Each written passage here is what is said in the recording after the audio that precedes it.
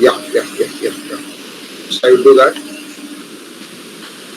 In fact, Dr. Narendra Joshi has been a well-wisher and also ardent admirer of Vivekananda Kendra's works, and he has been himself a worker of Vivekananda Kendra. And in his own terms, he says he is very passionate about doing innovative and research-oriented multidisciplinary work. Basically, is a field of interest in psychology and philosophy and management of technology, human studies, indigenous management, economics. These are the areas which he has listed as areas of interest. Earlier, prior to that, he also has been very much interested in the field of art, which he tried to bring about the sustainability concept in the stuff of story thing.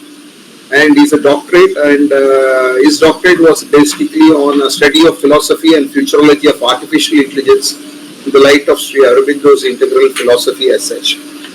And his associations have been very, very intense, and he's been doing multidimensional work in his own associations as such. And he, in fact, associates with all our Kendra's things and the work and the lifestyle which he gets inspired, and he has been practicing such lifestyle at his own pace and its own way as such. Today, to have him in the podcast is our privilege, and having him talk about this, it's a great thing. He's basically a master's in manufacturing engineering. Prior to that, as an engineering thing, and having an orientation on the spiritual perspective, and he has been wedded to the concept of Aurobindo's philosophy in a much detailed manner as such. So this is the background, and I don't want to take much of the time, because as we have taken more time on the introduction part of it, now we will go to Narendra Joshi's presentation, and he will share about his journey and efforts in the pursuit of sustainability. Over to Narendra Joshi. Thank you so much, Dr. Madanji. Am I audible? Yeah, you are audible, sir. Okay. Thank you to respected Vasudevji and Madanji for giving this opportunity, and of course all the persons here, very distinguished audience, and everyone is doing great work in sustainability. My work may look very small in front of this, but since this opportunity has come, I will try to go, and I will go very short because our first session has been quite long. I don't want to take much time of all of you, but this has been few points about my journey and efforts in the pursuit of sustainability and paradigm shift and evolutionary studies. It all started with Kanyakumari, my training with Vivekananda Kendra, and of course with respected Vasudevji and Annaji, that is Krishnamurtiji, Balkrishnaji, and all these people have very deep influence on all of us, not only me but our entire group of people who joined there and tried to do something. We have been deeply inspired by all these people, dedicated people, and of course that time Madanji and all these people were there in Nardip also. So, and other influence, great influence has been Complete Works of Swami Vivekananda, Eternal Values for Changing Society by Swami Ramanathananda, the Future Shock Third Way and those series by Toffler, Tao of Physics or Turning Point. All such books I think all of us have been influenced by. When I was posting in Northeast, just summarily I will tell today, not much detailing I will try to do and take more time. But there are many books there also. One of the classic book is Enchanting Frontiers by Verrier Elvin, and then Cultural History of Northeast India. There is book like Strangers in the Mist by Sanjay Hazarika. So when I started working there, and our initial idea was that we are going to go there to educate those people and bring development here or bring some rural development, other things.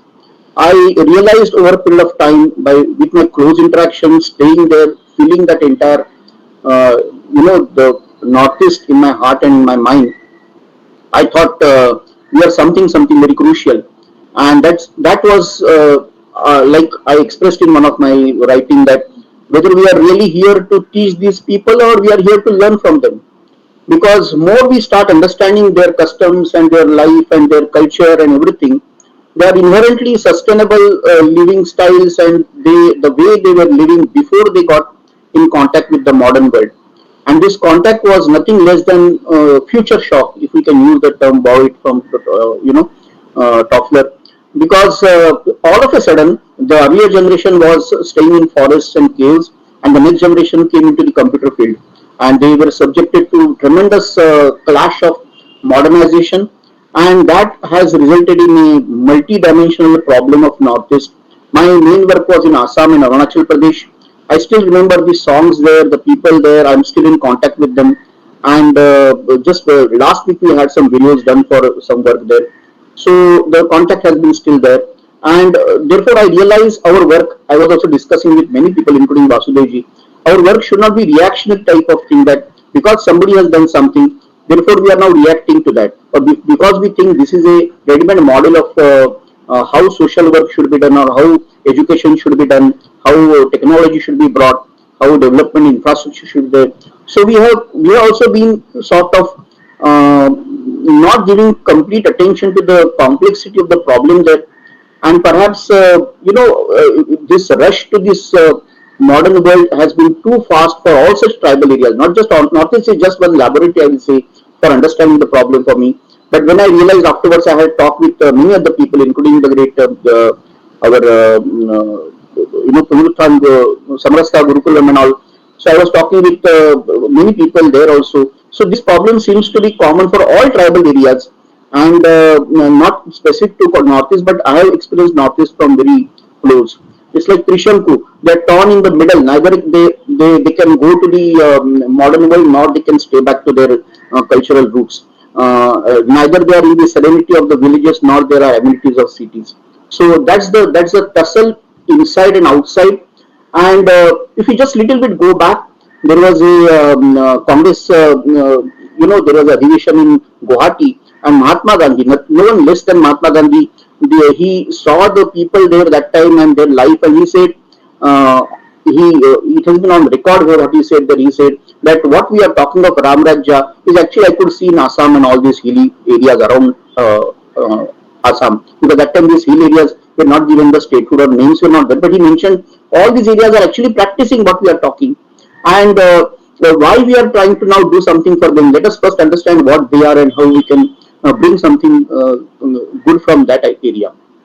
So it's like a pukri, and that is the lake and the fish and the rice, and this is enough for a person to bring the dance and songs on the lips, and tremendous detailing. You can see the appropriate technology in their housing, water management, creating the water bodies, and paddy fields, and the agricultural development, forest things, everything. If you go slowly, I can see, and then the biodiversity and the forest core and all.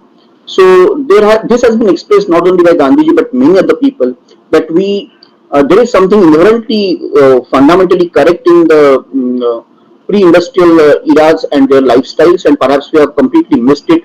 And when we come back to that in sustainable development also, maybe we have to go through the route of first going back to the roots, to the cultural roots, and then try to bring that paradigm shift. Like I'll just narrate a very simple, small example. There, once we were sitting in one of the home which is made by the traditional, the tribal community. I started with Adi area, one of the most dominant area statistically as well as culturally and politically. So I was placed there first. It is in the Pasighat and the surrounding areas, and from there I went to other areas also. I was there in Subansiri and many other districts, Rohing and all. I was working Changlang and all that part. I mean, but reality is that when we are there, we realize what type of things they are doing. Just a small experience among all the experiences. When I was sitting there and they were offering me something to eat, I just asked them that how this utensil is made, because it was so beautiful and so nicely artistically made, yet holding the hot soup inside it. And they said this cup is made from bamboo. This spoon is also made from bamboo. And then I just curiously asked that what can I see around myself? This home is also made from bamboo. And when I look out of that home, because it's like an open home where not much is closed by the walls, so outside also there is a huge number of bamboos there. That feeling of Advaita is actually a reality which we can experience there. And then I asked what you're offering me. It was again a subject of bamboo. Nothing can be more realizing moment for me, that I realized there has been a great amount of creating things from the natural resources. Just like I come from Konkan area, basically from Ratnagiri side. So then I realized and started connecting there that even there the coconut, which is called Srifala, is used for virtually everything. We make sabji, we make homes, we make everything from that, and still we offer it in the puja to the gods also. So somewhere now what has happened, I realize, and the challenges which are in front of us is there's a deep inferiority complex in this entire population because they were told that they are left behind, they are away from the outside world, they are not developed properly, and they need to be urgently doing all that thing. In that rush of the whole thing, what happened? Let us take few examples of that. And I have experienced this myself because when they come down from the hills somewhere in the Tejpur side, or they will come to the Naharlagun or that side, they come down. And now it is more better in the transportation, but at times they used to come weekly down for their markets, which is a ancient idea of India. That's the Athodi Bazaar or the weekly markets. This thing goes away. When they come there, and they will see many articles which are coming from outside, like the plastic cones are there are hairpins are there, and all these things they will see on different shops, and then they will require money to buy that because it's a basic necessity to have all these ideas. But then what they were doing before that, they were using the cones which were made from their local things, some wooden things they use, some bamboo things they will use. So articles were there, but the feeling that now they are very old fashioned or not very good, and therefore I need to shift to a metal article or a plastic article. Not that metallurgy was not there. All these areas, as we know in ancient tribal areas, they were very good in many of the metallurgical things, material handling things, on par with many of the modern ideas. But then suddenly this has created a problem that no, now we have to use these modern ideas like this plastic articles and the other things. And for that, then the money required, and the whole the circle starts with that. They used to have rice beer called as appung, and it's very hygienic also because they will take the appung and then go to fields and work for 8 to 10 hours. Now the modern generation thinks that that is not going to be very good for the modern world, and they just shifted from appung to the whiskey or the wine. So a lot of wine shops and beer shops, because they say this part of our culture that every day we take that. But what we used to take, we are not taking whiskey actually. We used to take appung or other rice beers which were there. So fundamentally, a huge shift happened, including housing, using articles and everything for that matter, food and all. And then, if you see this, what I have also seen in my stay there, that the links with all that feeling of undeveloped, being undeveloped in the modern sense, and left behind and isolated, all that has gone to the even problems of drug abuse and the insurgencies. Many of the terrorist outfits had this as a philosophy that we have been isolated and left behind in the development of machinery. So my experience with Vivekananda Vidyalayas, then we also started during my time Arun Jyoti, which was the project for non-formal education there. So I had a opportunity to deeply connect with the rural atmosphere and rural people who are not in the schools. Schools, limited people can come. Outside, so many other people are there who are right there in the villages. Even our children, when they have a very disciplined way in the vicaries, which is I really praise. But what happens when they go back? They have to go back to the same village, in the same environment, and within 1 or 2 years, they become unrecognizable, completely change, and going back to the same roots which are there, and they lose all their habits which were cultivated so painstakingly. There are also exceptions. Many good people are still there and they're working in the administrative and other great areas. But I'm telling you, where the whole thing is pinching, so there is a fundamental thinking required about entire educational model also. What we are giving, we are teaching the same education which was brought up by the CBSE and ICSE and the Western paradigm, and their fundamental where they're not having any education, where they're not having any medicines.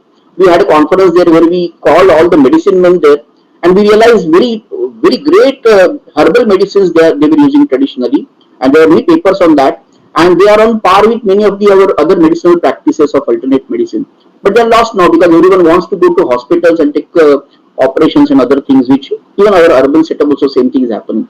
So this was we use the methods by camps and the skill education models and the non-formal education, some development things or some a lot of things we tried. Some succeeded, some did not succeed. One of the part was a pictorial exhibition, which I had that mind that we will make some 20 panels where entire culture of the Northeast and their good points from that. We should be doing in illustration because This is one point I picked up from our respected Annaji, Krishnamurti ji. Once he was there, he said, lot of things are written, but where is the picture? I think Vasudev also mentioned that once. That where are the pictures? Because people will first see the illustrations, they will see only the words afterwards. So I like that point, and therefore we thought this. There are so many books and conference papers and all. Can we make an exhibition where all the pictures will be done, paintings will be there? So right from there, all the cultural ideas and excavations done in the archaeology to the modern area where they are now working on different fields. Let us make an exhibition. We worked on that. We had all the panels made also in the rough. Unfortunately, due to paucity of the funds, nobody could have sponsored that time. But the rough work has been already there. And then that became part of my book, which was a letter published by Vivekananda. The name of the book was Ashwatha. So all the pictures came into that. I think almost more than 200 pictures are there in that book, which was written. And that book, which I could write, was on multidisciplinary studies. Somebody says, what is the subject of it? It contains science, technology, it contains economics, it contains development ideas, it contains cultural studies, it contains the medicinal practices. What exactly you want to say? I said this has to be multidisciplinary because the problem is like that. So we can't go only in one side and say that this is the, I'm talking only about the political scenario, only about the economic scenario. We can't talk like that. So this whole concept started being melting down in my mind and then I got attracted to Aurobindo works also because I got some solutions there apart from Swami Vivekananda. And his works on evolutionary crisis and evolutionary studies paved my way for further. After coming back for the different reasons which I had to support here, my family, other people, so I worked in industries also. There I made sure that some of the works which I took were connected some way to the savings of the chemicals which are used or the polluting things which are done. So one such experience was with the dosing pump industry, positive discipline company, where we used to make different appliances and the things which can be actually metering and controlling the how much amount of such things are. If we cannot eradicate it and eliminate it, at least we should be able to control that. Then working on time study of it or the quality control of it, and that part we took. Another important project I could handle was a aerosol manufacturing unit during my master's time. So I designed a production system for complete automation because I had some background in automation. And there, what replacements for the freon and the other ozone depleting agents can be there? Because that's a now the protocol that we should not use that. And they say you replace them by other elements, but then we require a complete setup to replace and actually automate that, and company should be given a helping hand that they can use it as a viable option. So we made that, and the person with whom I did that, he's also a recipient of a national award for this his unit which he made. And we use LPG, and from that we tried to convert that and all that. It's a very interesting thing because aerosols mostly they are used for deodorants and the all that pattern. So definitely the order should first go out from that whole system. During that time, my association with Pondicherry and Aurobindo studies, I was in Aurobindo. I had a fortune to stay there, and one of the place which I was Verit, which is completely having all that sustainable model right from the living and everything. So I could have first hand experience of that.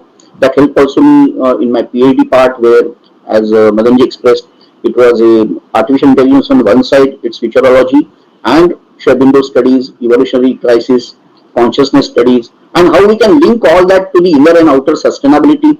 That was the point in that. And during this entire time, about more than 2 decades, I could again come back to the young minds and teach them and also understand them all these things, including what we're discussing, chat GPT and all, how they use it and why they are not able to, get right answers from that. So all such things I could see closely. And one of the recent work was one book which we could publish. In fact, the whole idea started long back when I came in contact with Green Rameshwaram project. But then that time we had started making those illustrations. But then it got a light of the day last year. Early this year and last year when we completed the book first in English, then in Marathi. That was Ganesh and Kartikeya discussing sustainable development, evolving culture and future. Again, it had a lot of illustrations and writing. I was very fortunate to get the forward from respected Vasudevji for that. Dr. Madan Kumarji has been a tremendous help in bringing that book out, and also other people in Nardik. And apart from that, because Green Rameshwaram we took as one of the story in that. Apart from the story of Ganesh Kartikeya, they are explaining all the development scenario. And I was also very fortunate to get the beautiful forward from Sri Aurobindo Nilkandanji, very insightful, and therefore we took that as a part of the very important part of the book. And then recently I have been working on a series called as Cosmology of Life series. I've been doing it with Dr. Praveen Malik. He is in USA, earlier in connection with the Aurobindo studies, as well as in Silicon Valley he was working.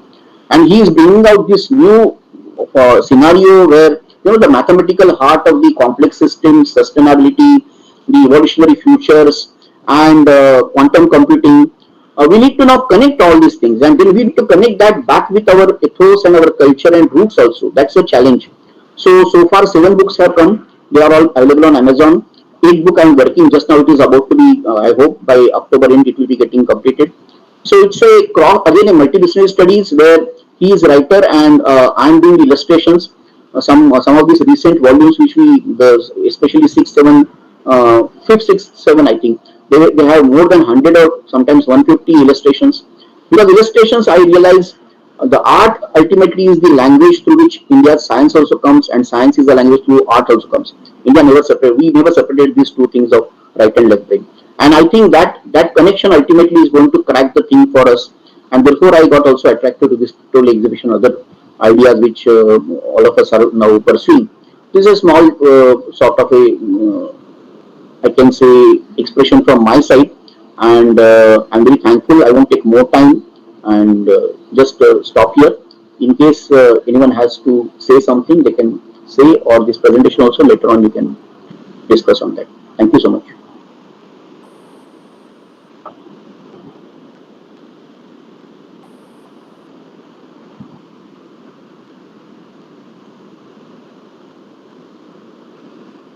Yes. Thank you, Narendra Joshi ji, for your talk. Probably I would invite two members to respond to the reflections.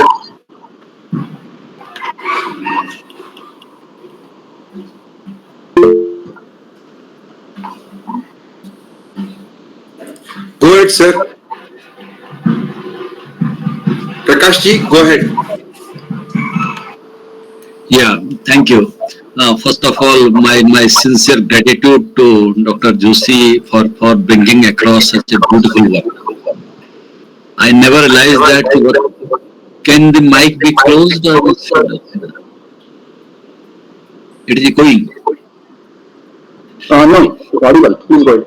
Joshi ji, you can close your speaker or mic so that other person can have no disturbance. So thank you very much. Thank you very much for such a great illustration of the work. And for the first time, I could realize that how the basic concepts of the nature, cosmology, physics, and living could be connected together. Because I had an opportunity to read your one article when it appeared in the volume 2 or somewhere. That was really great. So thank you very much. And here I remember of Sri Raghunandan ji, who gave me some books, and I was still in the process of reading them. So I have come across the list of books which you have reflected on the screen, and certainly these will be great value addition to all those who are working in the field of sustainability or living a quiet life. I thought I should ask this question or not, but I tempted to ask it even at the cost of this. The experience of Northeast, you mentioned that there is a cultural shock or a generational shock, that from the village they directly come to the cities, or a generation coming from the village directly to the computer, or all these things. What exactly the cultural shock for the Northeast region? Because I happened to be in Delhi for around more than 3 decades, and I came across many Northeastern people. And what I realized that the last 200 years were really a different cycle for Northeast region, because their whole cultural concepts or their living has entirely been changed. Particularly, if I be little explicit, that the religion-wise, the invasion or the influence of Christianity has increased significantly in that region. How this has changed their basic ethos, their way of thinking, their living, their connect with nature, and how they feel it now. Because this is the fundamental question, and this question needs to be addressed properly before we go for other kind of solutions. Point is this, that there is a community living in any part of the Northeast. They have their own ecosystem. They know how to preserve their things, and including their cultural ethos also. So if a new thinking goes there, particularly missionaries and other, how they have influenced, like more than 90% of the population of some of the states have completely got into the new stream of thinking, and what efforts are being made by Kendra and others, whether what a difference that. Can you please make a little commentary on this? Yes, it is. What you observed is right. In fact, what happened exactly was that all such so-called undeveloped areas or the neglected areas, they were the easy targets for the evangelization activities, and all people know that. So I won't deliberate more on that here, but I have faced that. I have seen that closely, and what happened in that whole process is uh, like it is expressed in the beautiful book Blinded Eye, 500 years of Christopher Columbus. It was not just the religion which was imposed, it was the complete change in their belief systems, thoughts, and the life which was imposed on them. And then now they are not like believing in what they had traditionally, and what has been offered as a substitute, that also is not standing anywhere. So that's a place where, and as I said, Northeast is just one, I will say, one sample study for us. The same thing has happened perhaps world over. And when you replace something old by something which is not yet rooted there, this type of rootlessness is the result of that. You mentioned the Northeast students which are there in Mumbai or Delhi or else other places. The new generation is more and more cut off from that. But then when we say we are reviving culture, we are also equally to be blamed in the sense when we say we are going to revive your ancient culture, we want to bring you back to the. There is also Indigenous Faith Day celebrated because of the great work. I was witnessing that. There is the first work started with Doni Polo movement, and the Talamrugbo was the first person there to pioneer that indigenous faith. That we don't want foreign religions to come here, including they say Hinduism also. We don't want any religion. We'll go back to our Adi and Apatani, and all those religions will go back. Now we don't have any problem with that. We will say fine. That is something which we can go so long as you are connected with your roots. That's more important. Ultimately, it is the dharma, not the religion. I understand that you should be connected to your dharma and in the it's pristine Vedic origin. If you see, there is a beautiful book written by Dr. A.D. Kusalkar, and he has very beautifully explained that tribals all over the world have some similar ideas and concepts and the beliefs. If you carefully see, and he has listed them down. In fact, I wrote one paper for that, and then Advait, our ashrama, the Rapusham, they have a journal in which it came. That, and then there is one person from Manipur, he also has written on that, Vati Longchar, his name is. So we have to see how people understand now the universality of this problem, that there is a common belief system of all so-called paganist religions or the traditional faiths and the so-called Vanavasis and Adivasis. They believe in a system. We want to preserve that because that is closer to the environment, that is closer to the human psychology and collective psychology. Without having any sort of inclination that you should particularly have only this god or that way of worship and all. That error we should not do. I think so. So, but you should go back to that idea of ethics and morality which was rooted in your own dharma, and that is of course is the universal dharma. And that is what Swami Vivekananda tells very beautifully in his Chicago. If you go to Chicago speeches, that's why Swamiji is so inspiring. If you look at his Chicago speeches or Colombo to Almora speeches, he has narrated every problem what we are discussing there. So I urge all the young people, when I say please read Swami Vivekananda, you are going to get all the answers once you go through that. And that's a small answer I can give. There can be many detailing of that.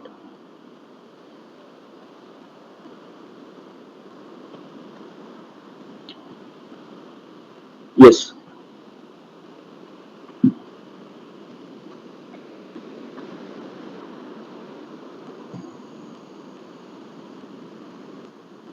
I think perhaps there is no further question. Over to Vasudevji for concluding, or any other questions we can take it at the next meeting also. Okay. Narendra, I was discussing with Annaji. Annaji feels that you are Ashwatha. you can take the permission from Vivekananda Kendra authorities. Actually, it requires a wider, circulation. Maybe some commercial publisher, if you can find out, because it's a very good book which you have written, but because of the constraints of the organization, it remains in a very small place and it is not going out. So I just giving an idea. Annaji was thinking that Ashwata was a very good work, but unless it goes to the general public, then only the value will increase further. Just keep it in mind. It is not big urgent. Keep it in Yes, mind. Rashi, very nice to hear from you and Annaji, of course. Yeah, thank you so much. I will keep that in mind and see how we can do it. Thank you. Yeah. Sanjay ji would like to say anything, otherwise we can close. No, thank you very much, Dr. Joshi. It's a wonderful presentation. We can continue our discussions. If I permitted, then let us close this meeting.